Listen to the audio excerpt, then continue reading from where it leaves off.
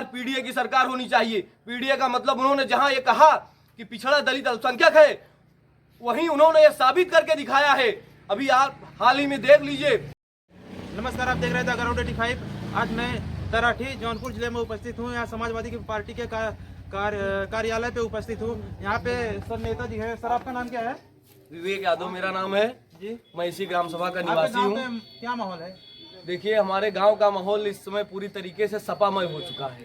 सपा में बिल्कुल पूरी तरीके से सपामय हो चुका है। और हमारे गांव की छोड़िए, आसपास के जितने भी लोग हैं, बगल के ग्रामवासी और पूरे मुगरा विधानसभा की छोड़िए, आप पूरे जनपद जौनपुर के जितने भी सम्मानित लोग हैं, चाहे जिस समाज के हों, चाहे जिस बिरादरी के हों, पूरी तरीके से अब की बार लामबंद होकर एकजुटता के साथ इस बार पीडीए को सपोर्ट करने जा रहे हैं और आदरणीय श्री अखिलेश यादव जी के नेतृत्व वाली इंडिया गठबंधन की सरकार बनाने जा रहे हैं।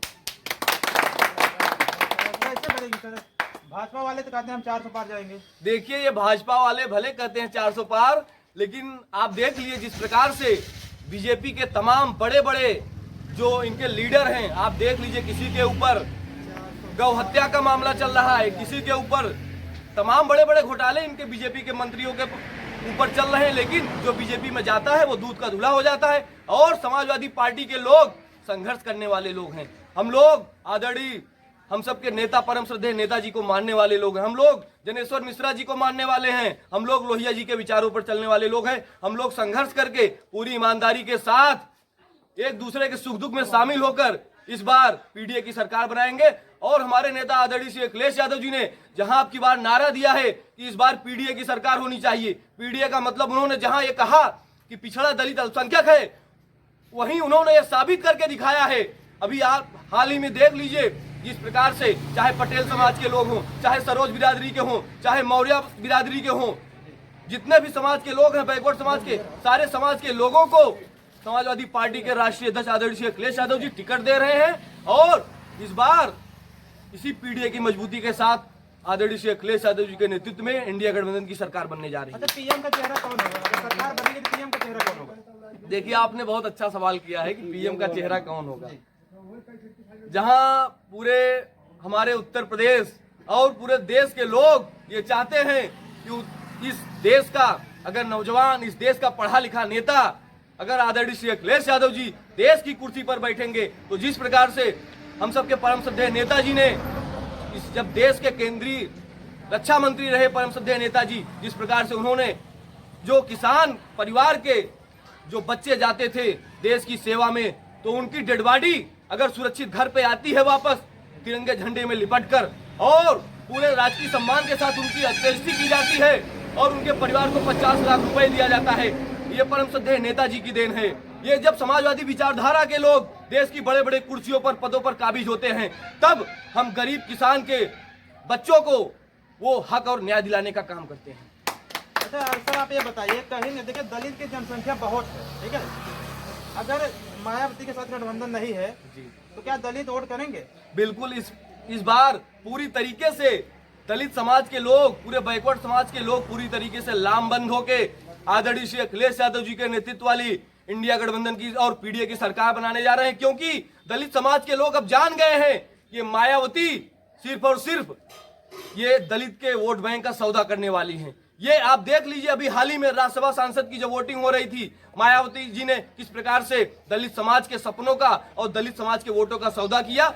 मायावती ने खुलेआम कह दिया कि हमारी लड़ाई बीजेपी से नहीं, सपा से है। ये बीजेपी की बी टीम बन के काम कर रही हैं। और वहीं राज्यसभा में ये मायावती जी जब बीजेपी के प्रत्याशी का समर्थन करती हैं, तो अगले दिन पता चलता है कि इनके भतीजे आकाश आनंद को वाई सिक्योरिटी की सुरक्षा बढ़ जाती है। इसलिए इस बार दलित समाज पूरी तरीके से जान गया है कि इस बार अगर कोई हम सब की लड़ाई लड़ने वाला है, कोई हम सबका नेता है, कोई इस बार पीडीए के नारे को साकार करने वाला है, तो वो सिर्फ और सिर्फ आदरणीय श्री अखिलेश यादव जी हैं। उनके अलावा कोई दूसरा नहीं है। जी, आप बहुत बड़ी बात बोल दी है, लेकिन हमें पीएम का चेहरा नहीं बताया, कौन बनेगा? इस बार इंडिया गठबंधन के लोग ये तय किए हैं, अगर पूरी दमदारी से हम लोग इस बार चुनाव भी लड़ेंगे।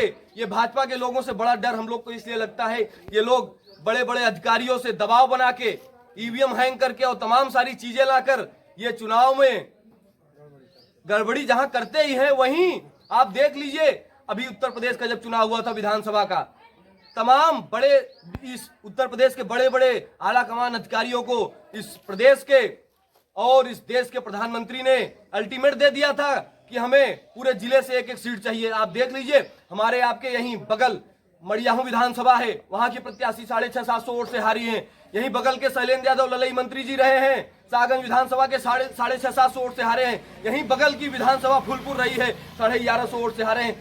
आप देख लीजिए 160 से 170 के बीच की सीटें समाजवादी पार्टी के लोग 1000 और 500 के वोट के अंतर से हारने का काम किए हैं। क्या कभी पहले ऐसा हुआ है? लेकिन सिर्फ और सिर्फ प्रशासन के दबाव में ये बाबा की गजेड़ी सरकार, आज आप देख लीजिए नौजवानों को नौकरी नहीं मिल रही है। आज नौजवान नौकरी के लिए दर दर भटक रहा है। आप देख लीजिए, जब ये नौजवान नौकरी मांगने के लिए सड़कों पर आंदोलन करता है तो नौजवानों के ऊपर लाठियां बरसाई जाती है। और जब ये बाबा की सरकार में लोग जब कांवड़ ढोते हैं तो उनके ऊपर पुष्प वर्षा इस देश का और इस उत्तर प्रदेश का तानाशाह मुख्यमंत्री उनके ऊपर पुष्प वर्षा कराता है। लेकिन जब यही उसमें जाते कौन है? पिछड़ा वर्ग दलित है तो ज्यादा जाते हैं जी, पिछड़े वर्ग के लोग जाते हैं। लेकिन पिछड़े वर्ग के लोगों में क्या है, पिछड़े वर्ग के लोग बड़े सीधे साधे लोग होते हैं, वो तुरंत बहकावे में आ जाते हैं, बहक जाते हैं। क्योंकि जो गरीब समाज, गरीब तबके के लोग होते हैं, बहुत ही भोले भाले होते हैं, वो इनके बहकावे में आ जाते हैं। जैसे उन्होंने कहा कि हम आपको प्रतिवर्ष 2 करोड़ नौकरियां देंगे, तो नौजवान बहकावे में आके वोट कर दिया था। हाँ, उन्होंने कहा था किसानों आप हमको वोट करिए, आपकी आय को दोगुनी करेंगे। किसान बेचारा छलावे में आ गया। आज आप देख लीजिए, किसानों की खाद की बोरी, जहां आप उनकी खाद की बोरी का दाम इन्होंने बढ़ाने का काम किया है, वहीं खाद की बोरी में से पहले 5 किलो कम किए, अब 10 किलो कम करके इन्होंने टेनी मारने का काम भी किसानों के साथ किया। बहुत बहुत धन्यवाद आपका।